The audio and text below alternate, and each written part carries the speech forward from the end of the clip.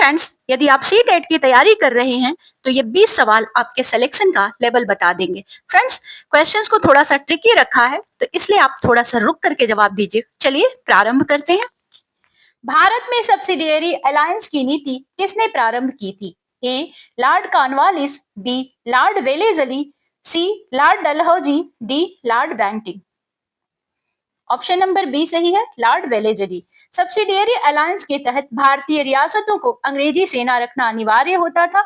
इसके बदले उन्हें भारी धनराशि या क्षेत्र देना पड़ता था। इस नीति से अंग्रेजों ने धीरे धीरे भारतीय राज्यों पर नियंत्रण स्थापित किया। भारतीय संविधान की संघीय व्यवस्था का मुख्य लक्षण क्या है? ए एक ही सरकार, बी शक्तियों का विभाजन, सी न्यायपालिका का अभाव, डी केवल केंद्र का नियंत्रण। शक्तियों का विभाजन। संघीय व्यवस्था में केंद्र और राज्य के बीच शक्तियों का स्पष्ट विभाजन होता है। दोनों स्तर की सरकारें अपने अपने क्षेत्र में स्वतंत्र रूप से कार्य करती हैं। यह व्यवस्था देश में संतुलन और प्रशासनिक दक्षता को बनाए रखती है। फ्रेंड्स, क्वेश्चंस के साथ व्याख्या करना इसलिए जरूरी है क्योंकि केवल रट्टा मारने से कुछ नहीं होता, आपको कॉन्सेप्ट भी समझना पड़ेगा सीटेट के लिए। भू अपक्षय, सॉइल इरोजन का मुख्य कारण क्या है? ए वर्षा, बी पवन, सी वनों की कटाई, डी तापमान। वनों की कटाई। वनों की कटाई से मिट्टी को पकड़ने वाली पेड़ों की जो जड़ें हैं वो समाप्त हो जाती है। इससे मिट्टी आसानी से बह जाती है या उड़ जाती है। यह भूमि की उर्वरा शक्ति को कम कर देता है। भारत में राष्ट्रीय आय की गणना कौन करता है? ए आरबीआई, बी वित्त मंत्रालय, सी एनएसओ, डी योजना आयोग। एनएसओ। केंद्रीय आय की गणना राष्ट्रीय सांख्यिकी कार्यालय द्वारा की जाती है। यह विभिन्न क्षेत्रों के उत्पादन और आय का डेटा एकत्र करता है। इसके आधार पर देश की आर्थिक स्थिति का आकलन किया जाता है। प्यारे दोस्तों, वीडियो को अंत तक जरूर देखिएगा क्योंकि लास्ट में कुछ बहुत ही महत्वपूर्ण क्वेश्चंस ऐड हो गए हैं। सिंधु घाटी सभ्यता का सबसे बड़ा स्थल कौन सा माना जाता है? ए हड़प्पा, बी मोहनजोदड़ो, सी धौलावीरा, डी कालीबंगन। धौलावीरा। धौलावीरा क्षेत्रफल की दृष्टि से सिंधु घाटी सभ्यता का यह सबसे बड़ा स्थल माना जाता है। यह वर्तमान समय में गुजरात में स्थित है और यहाँ उन्नत जल प्रणाली के प्रमाण मिले हैं।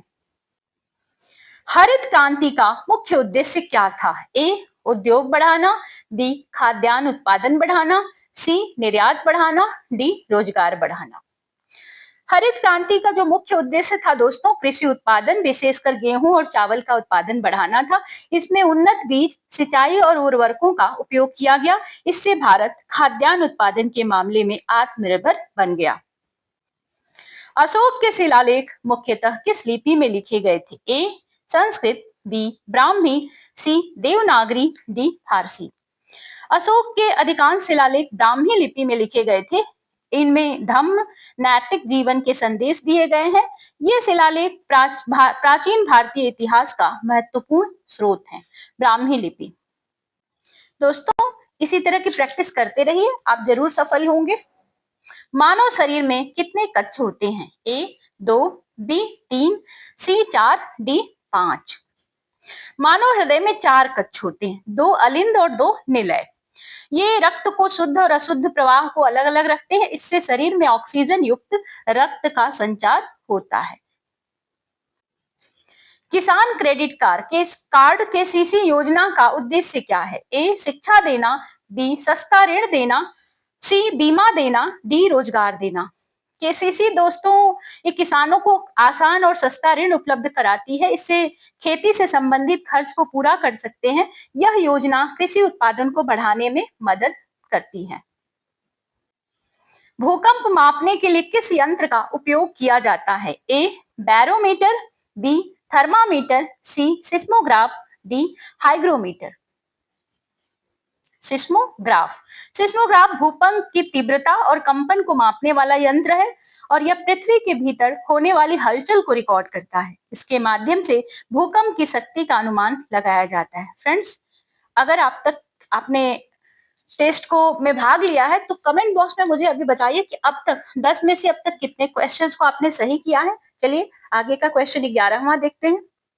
डॉक्ट्रिन्स ऑफ लैप्स की नीति किस गवर्नर जनरल द्वारा लागू की गई थी? A Lord Wellesley, B Lord Dalhousie, C Lord Curzon, D Lord Banting.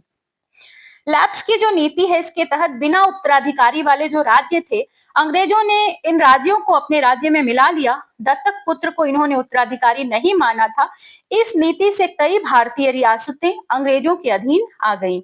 तो इसको शुरू किया था लॉर्ड डलहौजी साहब ने। दोस्तों, ये डलहौजी साहब को आप याद रखिएगा क्योंकि इनके कई और भी कार्य हैं जो मैं आपको बताऊंगी।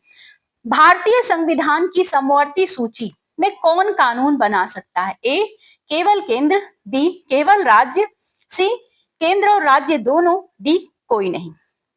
समवर्ती सूची के विषयों पर केंद्र और राज्य दोनों मिलकर कानून बना सकते हैं। यदि दोनों में के कानून में टकराव हो तो केंद्र का कानून ही माना जाता है। यह व्यवस्था समन्वय बनाने के लिए बनाई गई है। ऑप्शन नंबर सी सही है, केंद्र और राज्य दोनों।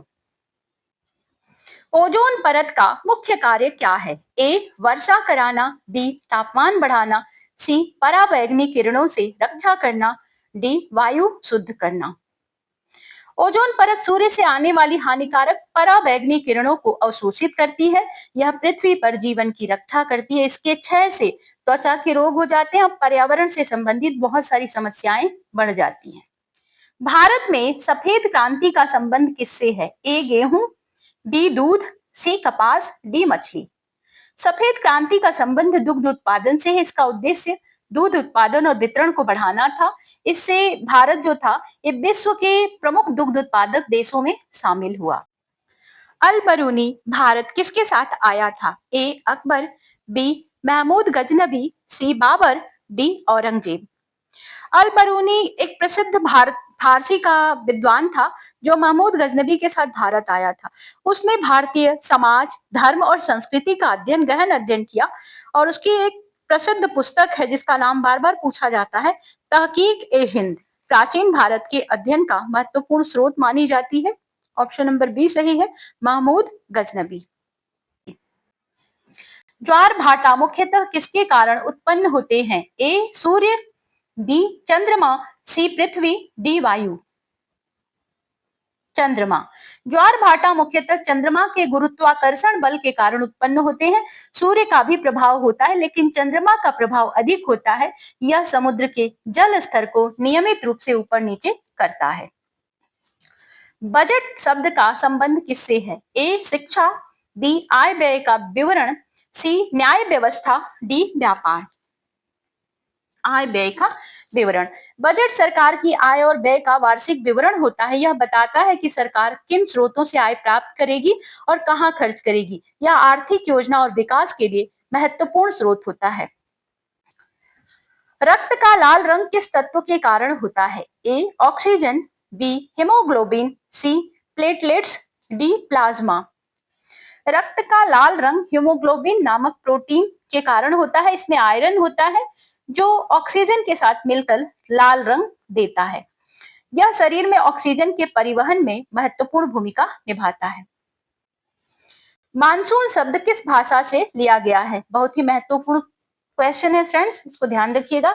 ए हिंदी, बी अरबी, सी संस्कृत, डी अंग्रेजी। मानसून शब्द अरबी भाषा के मौसम शब्द से लिया गया है। इसका अर्थ होता है ऋतु या मौसम का परिवर्तन। यह भारत में वर्षा से जुड़ा हुआ महत्वपूर्ण मौसम है। ऑप्शन नंबर बी सही है, अरबी। दोस्तों, अब बारी है लास्ट क्वेश्चन की। भारतीय संविधान के अनुसार अविश्वास प्रस्ताव नो कॉन्फिडेंस मोशन किसके विरुद्ध लाया जाता है? ए राष्ट्रपति, बी प्रधानमंत्री, सी मंत्रिपरिषद, डी लोकसभा अध्यक्ष। अविश्वास प्रस्ताव लोकसभा में सरकार के खिलाफ लाया जाता है। संविधान के अनुसार मंत्रिपरिषद सामूहिक रूप से लोकसभा के प्रति उत्तरदायी होती है। यदि यह प्रस्ताव पास हो जाता है तो पूरी मंत्रिपरिषद को इस्तीफा देना पड़ता है। तो ये लाया जाता है मंत्रिपरिषद के विरुद्ध। फ्रेंड्स, ये हमारे 20 क्वेश्चंस का प्रैक्टिस सेट कंप्लीट होता है। यदि आपने 15 क्वेश्चंस का आंसर सही दिया है तो कमेंट बॉक्स में आपने मुझे बताएं जरूर कि आपने कितने क्वेश्चंस का आंसर सही किया है। अगर आपने 15 का आंसर सही दिया है तो आप बिल्कुल सही डायरेक्शन में जा रहे हैं। आपकी सीटेट की तैयारी बहुत सही चली। और हाँ, हम मिलेंगे आपसे नेक्स्ट टेस्ट में। तब तक के लिए goodbye. Thank you for watching.